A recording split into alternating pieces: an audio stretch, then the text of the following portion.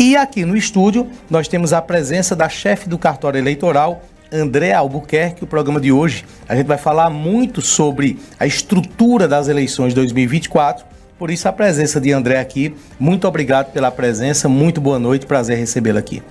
Boa noite, Ney. É um prazer estarmos aqui para falar um pouquinho, das eleições aqui em Santa Cruz do Capibaribe.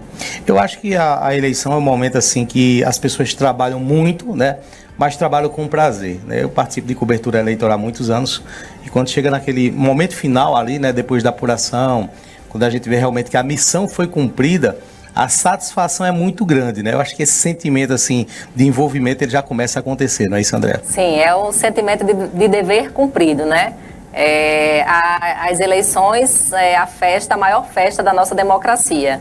Então, quando a gente vê que transmitimos todos os nossos votos, e então isso pra gente é a nossa maior satisfação.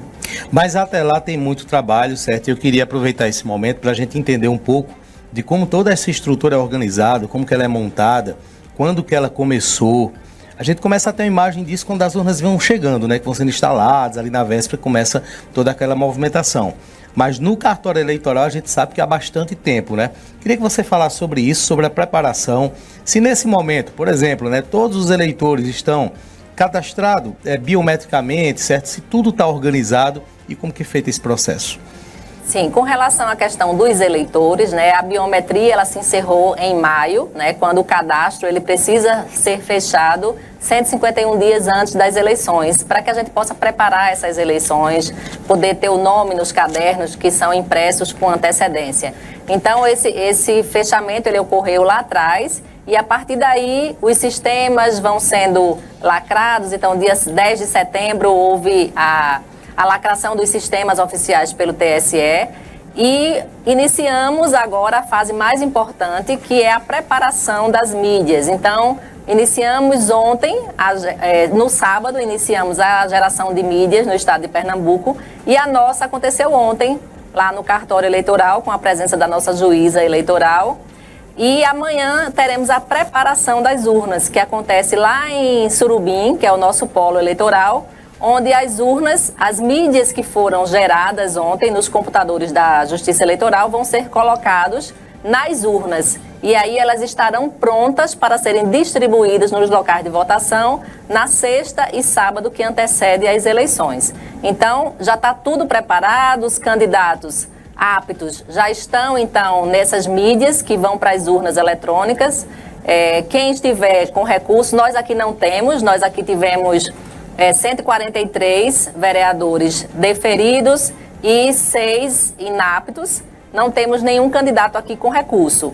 Ou foram indeferidos ou foram deferidos. E os 4 candidatos a prefeito deferidos. Então já está tudo pronto para as nossas eleições em Santa Cruz do Capibaribe. Teve um vice-prefeito que mudou, Mas mudou no tempo hábil aqui em Santa Cruz. Sim. Um candidato a vice-prefeito. Isso, ele renunciou, do DC, mas aí um vereador, ele também pediu a renúncia para poder ocupar, então, o cargo de vice-prefeito. Então, do que acontece, dessa colocação do sistema nas urnas, pelo que eu entendi, dos dados, até a semana que vem, quando elas vêm para os locais de votação, onde é que essas urnas ficam armazenadas? Como é que é feito o processo de proteção dessas urnas? Pronto, as urnas elas vão ser preparadas durante toda esta semana. Cada dia, um município aqui da região está sendo preparado e aí elas ficam lá no QG, que a gente chama, o quartel-general das urnas, lá em cada polo eleitoral. Então, o nosso no polo de Surubim. Então, tem um galpão lá no próprio prédio da Justiça Eleitoral, onde essas urnas, depois que elas são preparadas, então, fica sempre o policiamento lá para fazer a guarda dessas urnas. Interessante, porque vendo de longe a gente não sabe, que é feito com essa organização, dessa forma, com as datas e tudo mais. Inclusive, tudo público, mas infelizmente a população não comparece, a gente não tem muitas vezes nessas cerimônias a presença dos partidos, dos fiscais, que assim, seria uma forma de mostrar para a população a transparência realmente das eleições no Brasil. Se a pessoa quiser, a pessoa ou o partido, quiser acompanhar o processo mesmo de ponta a ponta, desde o momento dessas elaborações, cadastramento, colocação, é possível, fazer isso? Sim, todo o processo eleitoral ele é extremamente transparente e aberto ao público. Quais são as facilidades hoje, André, do e-título, certo? Que é uma novidade não dessa eleição, já vem aí de 1 ou 2 processos eleitorais, Mas qual é a vantagem da pessoa baixar o aplicativo no celular? Com o aplicativo, ele só é válido se você tiver feito a biometria, né? Porque se você não tem a biometria, você consegue baixar o aplicativo, porém o eleitor, por exemplo, não vai poder ser identificado no dia da votação. É exigido um documento com foto. Então, quem tem o e-título apresenta apenas o seu celular com o e-título e não precisa de um outro documento. Quem não tiver o e-título, ou seja, quem não tem a foto cadastrada, a biometria, vai sim precisar apresentar um documento oficial com foto.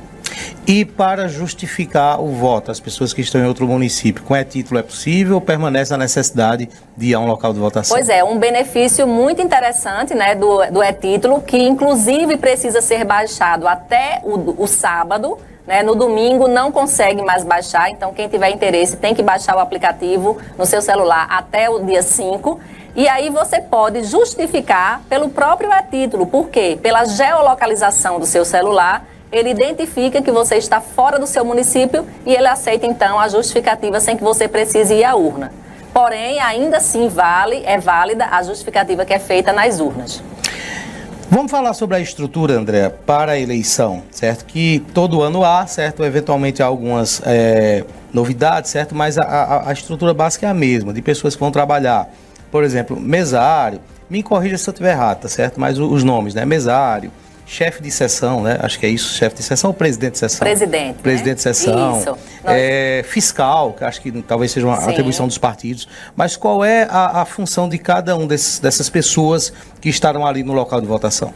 Então, convocados pela Justiça Eleitoral estão os membros da mesa receptora, que são 4, né? O presidente, o primeiro e o segundo mesário e o secretário, e o apoio logístico, que antigamente a gente chamava de administrador de prédio, hoje a gente chama de apoio logístico. Então, cada local de votação tem, aqui pelo menos em Santa Cruz, tem no mínimo 2. Nas escolas maiores a gente pode ter 3 ou 4, ou até tem escola que tem 5 administradores, né? Apoio logístico.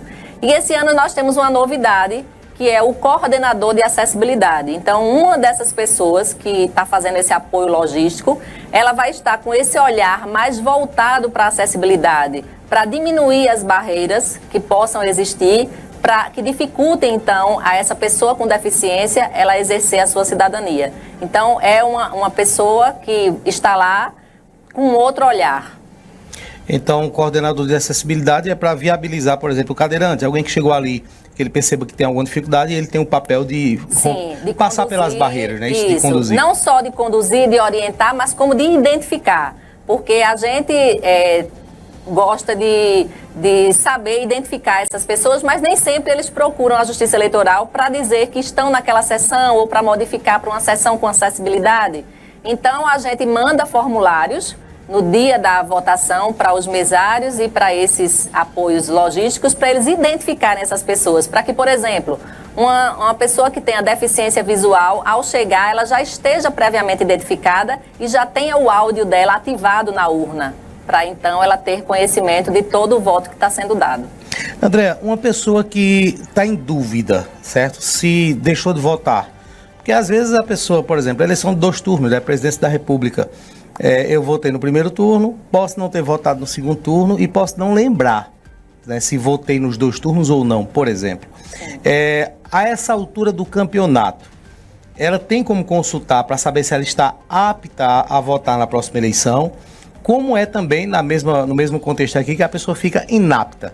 Em que situação o nome dela não vai estar na lista, por exemplo? Certo. Então, o eleitor, ele só tem o seu título cancelado se ele deixar de votar e justificar por 3 eleições consecutivas. Então, por exemplo, quem não votou e nem justificou na municipal de 2020 e na geral de 2022, que tinham 2 turnos, essas pessoas tiveram seu título cancelado em março do ano seguinte. Só uma dúvida para não perder aqui o raciocínio. Então, são 3 eleições consecutivas, mais um turno, uma eleição de 2 turnos. Conta como 2 dessas eleições, desses 3? Conta sim. Então, quem deixou de votar e justificar 2020 e 2022 pode ter tido o título cancelado. E se ele não compareceu no cartório eleitoral até maio deste ano e esse título ainda estiver cancelado, ele não pode votar. E se a pessoa deixou de votar, mas não foi em eleições seguidas? Por exemplo, lá em 2000, sei lá, em 2014 eu não votei, mas aí em 2016 eu estava apto, 2018 eu estava apto, aí 2020 eu também não votei. E aí completou 3 na eleição passada, por exemplo, estou criando uma situação hipotética aqui. Vai ficar inapto com essas não votações salteadas ou teria que ser 3 eleições seguidas? Tem que ser seguidas. Se for salteadas, o que é que vai acontecer? O máximo é que essa pessoa está devendo à Justiça Eleitoral e aí ela pode emitir a guia de multa a qualquer momento no próprio site do TSE. E aí lá identifica quais são as eleições que ela deixou de votar, paga uma multa no valor de R$ 3,51 e aí fica quite com a Justiça Eleitoral. O pagamento da multa ou você deixar de votar não impede o exercício do voto. Só impede o exercício do voto se você tiver deixado essas 3 eleições consecutivas que tenham gerado o cancelamento. Aí sim a pessoa realmente Aí sim não poderá votar. A outra situação dos impedidos de votar são as pessoas que estão com seus direitos políticos suspensos. São pessoas condenados, por crimes que vão ensejar a inelegibilidade desde o cumprimento da pena até 8 anos após esse período. Então, essas pessoas não podem votar até regularizar a sua situação perante a Justiça, bem como também as pessoas que estão condenadas por improbidade administrativa, pelo período também de 8 anos, dependendo do tempo de suspensão da pena. Então, essas pessoas também não podem votar. As pessoas sempre têm dúvidas, certo, sobre os procedimentos no dia da eleição. Algumas coisas mudam, certo, outras não. Mas, por exemplo, como é a questão de trajes, roupas, adesivos? O que é que pode e o que é que não pode no dia da eleição? Então, Ney, a manifestação individual e silenciosa do eleitor, ela é permitida pela legislação. Então, o eleitor, ele pode ir com seu boné, com seu adesivo, com a sua bandeira, com a camisa da cor do seu candidato. Então, para o eleitor, isso é livre. O mesmo não acontece para os mesários, para o apoio logístico e nem para os fiscais. Então, no nosso treinamento, que nós demos na semana do dia 9 ao dia 12 de setembro, nós demos o treinamento de mesários para os nossos presidentes e primeiros mesários. E eles foram bastante orientados nesse sentido, que eles precisam estar com cores neutras no dia. Até porque, embora o branco esse ano seja uma cor neutra, mas nós temos um candidato que está utilizando a cor branca. Então, nós temos o azul, o vermelho, o verde e o branco. Então, pedimos a eles que eles não usem vestimentas que caracterizem bem essas cores, nem eles, nem os fiscais. Então, está previamente acordado com o pessoal que vai trabalhar, não é isso? Sim. Ainda bem que só tem 4 cores, né? Se fosse mais candidato ia ficar difícil depois o pessoal isso. conseguir. Aí que surge um cinza aí pelo meio. Aí é complicado, até porque a nossa camisa da Justiça Eleitoral é cinza. É cinza. Tá a ideia para os candidatos. Vai causar uma confusão na eleição, bote cinza. Vai causar uma confusão mesmo no processo eleitoral. Então, o adesivo, essas sinalizações, certo? Tranquilo? Sim. Ok. E também é bom a gente falar que não vai poder ter aglomeração, Então, a gente conversou isso. O eleitor, ele chega, ele vota e ele precisa sair daquele local de votação. Então, não pode ficar aquelas aglomerações ali, porque aí poderá caracterizar um crime eleitoral de boca de urna e de aglomeração.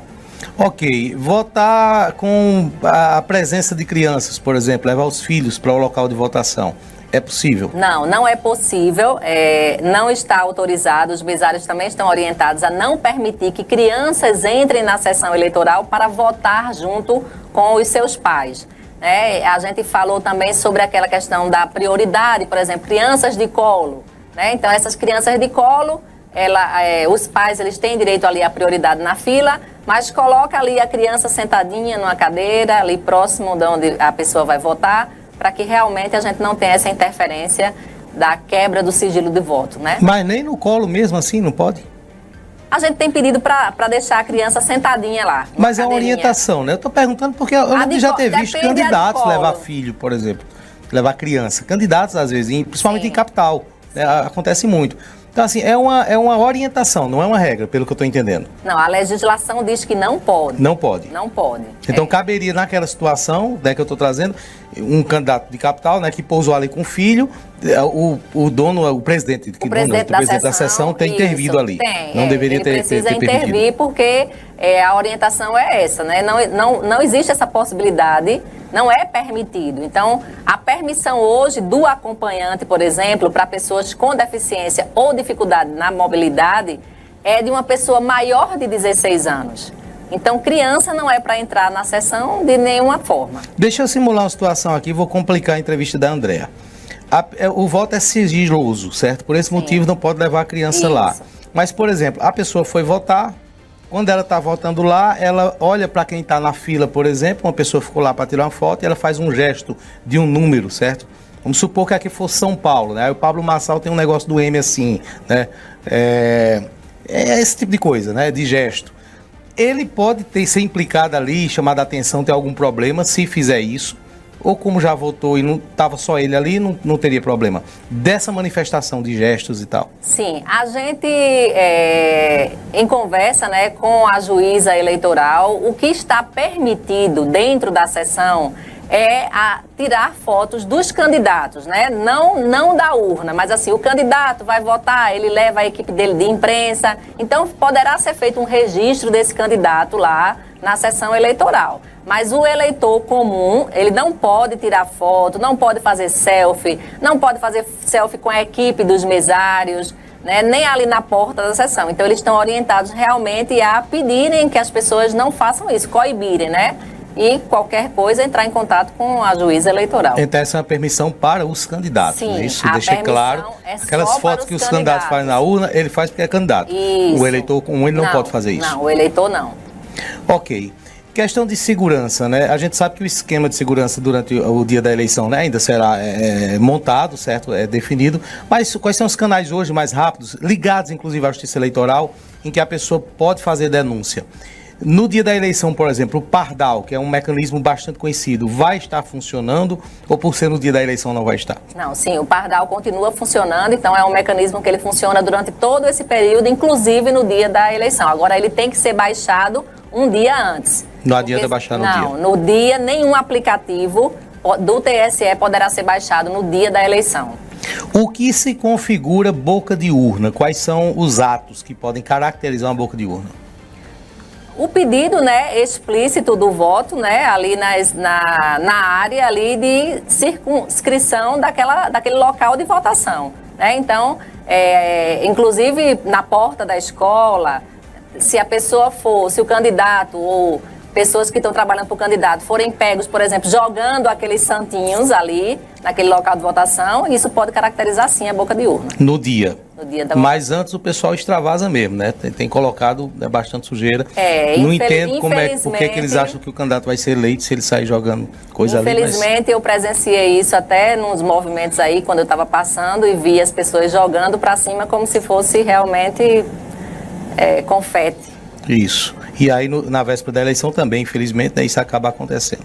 Sim. Dia da eleição, nada de lugar. Você falou que não é permitido aglomeração, mas, por exemplo, ligar o som do carro com música de candidato, sair andando pelas ruas, também não pode, não, né? Não pode. Não. Toda a campanha vai ser encerrada, quer dizer, a campanha de rádio e televisão, dia 3 de outubro, né? E a manifestação das pessoas de carreata, de passeata, se encerra, então, no sábado e no domingo é todo mundo em silêncio. Vou lhe fazer uma pergunta complicada, certo? Se o cartório eleitoral não tiver a resposta agora, eu pergunto ao promotor eleitoral daqui a pouco. Mas, por exemplo, dia da eleição, né? A lei eleitoral diz que a propaganda eleitoral vai estar cessada antes, acho que na sexta-noite, algo assim, certo? Mas no domingo da eleição, o eleitor sai, pega o seu celular e diz: pessoal, estou saindo de casa agora, vou votar em Jânio Quadros, né? Estou indo agora fazer o meu voto, tal. É uma manifestação dele, porém ele está propagando isso nas redes sociais, está citando o número e tudo mais. Vota bem, viu, tal. Pode ou não pode? Não pode. No dia da eleição, o eleitor ele não pode, ele pode se manifestar. A lei é bem clara, de forma silenciosa. Então não pode haver nenhum tipo de manifestação verbal e também não nas redes sociais. Então essa questão não é só para o candidato, é para o eleitor também. A propaganda eleitoral nesse caso não impacta só o candidato. O eleitor também ele não pode sair naquele momento fazendo essa publicidade nas redes sociais dizendo que vai votar naquele momento. Não pode mais, né? Encerra no domingo ali, é só exercer o seu voto na urna e depois torcer pelo candidato vitorioso. Ok, para a gente começar a fechar e tratando aqui de uma forma cronológica, né, dos fatos que vão ocorrer, 17 horas fecham os locais de votação e aí permanece aquela situação também de que quem está dentro vai continuar ali na fila, não é isso? Até que a última pessoa vote. Sim, nós também orientamos o apoio logístico para verificar, né, depois das 5 horas, se não tem alguém perdido ali dentro do local de votação, se está numa fila errada, se entrou e foi no banheiro, para poder só depois que o apoio disser que está tudo ok, é que os mesários podem então encerrar a votação na urna. Pessoas que foram inscritas pela Justiça Eleitoral, que se cadastraram, que foram convocadas para trabalhar nessa eleição e que eventualmente não compareceram, não justificaram. Ainda dá tempo para correr atrás disso, para tentar se colocar à disposição, ou já está encerrado todo o quadro de operação que haverá naquele dia? Nós já convocamos todos os mesários e todos os apoios logísticos, porém, se a pessoa que estiver convocada surgir algum imprevisto e não puder comparecer, se ela puder nos avisar antes, a gente faz a substituição antes. E se acontecer algum problema no dia da votação, ela tem até 30 dias para justificar sua ausência, para que não caracterize o mesário faltoso. Para a gente fechar, qual a recomendação agora que você traz, certo? Alguma mensagem que você coloca aqui para os eleitores, para os candidatos, certo? Em termos de comportamento, nesse momento de tanta expectativa, né? Para que tudo corra bem no dia 6 de outubro. Antes de finalizar, Ney, é importante falar que nós temos uma novidade esse ano em Pernambuco, que é a transmissão de 3 locais de votação, além da Justiça Eleitoral, além do prédio principal. Então, aqui em Santa Cruz do Capibaribe, nós escolhemos as 3 escolas da zona rural, né? Lá em Poço Fundo, Cacimba de Baixo e no Pará. Então, essas mídias serão transmitidas diretamente da escola. Que então, bom, é possível que tem eleição vocês que é uma saibam, eternidade esperando. Pois é, que vocês saibam lá antes da cidade, né? Isso vai acontecer. Nós saberemos o resultado de lá bem antes aqui da cidade. Então, isso é uma novidade, né? Vai acontecer em Pernambuco todo. Então, cada cidade, cada zona eleitoral, ela vai transmitir no mínimo 3 pontos, que a gente chama ponto de transmissão secundária, que será feito diretamente do local de votação, para melhorar ainda mais a nossa transmissão para o TSE e agilizando o nosso processo. Muito bom, perfeito. E sua mensagem final agora para os eleitores e candidatos? Minha mensagem final, né, para os eleitores é que eles compareçam às urnas para exercer a sua democracia. É uma eleição municipal, é importante a escolha dos representantes do executivo, né, do seu prefeito e vice, bem como dos vereadores, né, que vão aí estar apoiando o executivo na Câmara Municipal aqui. E para os candidatos que eles possam fazer aí, terminar, né, a propaganda de forma regular, que eles possam respeitar uns aos outros e que a gente possa ter aí um dia de eleição bem bonito, como eu tenho visto aqui na cidade, os movimentos aí durante a campanha.